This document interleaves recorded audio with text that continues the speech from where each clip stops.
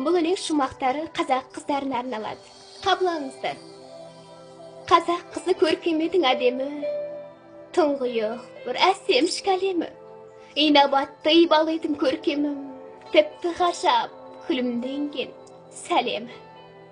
Қазақ қызы, бұзылып сен барасың, киімдерің таппай тұр қошарасың. Ашық-шашық киінгенің не мынау? Қазақ қызау, қайда кетіп барасың? Қазақ қызау, неге кестің шашыңды? Қырып тастап бояп апсың қасыңды. Үш жерден сен тесіп апсың мұрынды. Қазақ қызау, істетсеңші басыңды. Тесіп апсың кіндікпенен мұрынды. Қиғаш қасың өз қолыңмен жұлынды. Қазақ қызау, бояп апсың, қиып тастап иықтан. Әп-әдемі жарасымды бұрынды. Киімдерің қысқарып ақ барады. Бұған таңға барлығы да қарады. Қазақ қызау, адасып сен барасың, таны алмай қара менен аланы.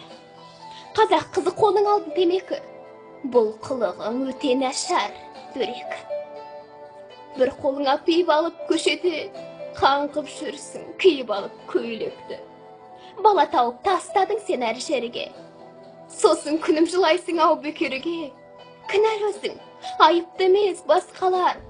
Түнге жақын, кім шықты еді көшеге? Аузың алдың есірткімен анаша, шегіп алып секеңдейсің балаша. Түрің сенің қорқынышты сайтаннан, құсқы келіп, жүрек айнеп қалараса. Қазақ қызы танымастай өзгердің, еліктейсің ағымына өзгелдің.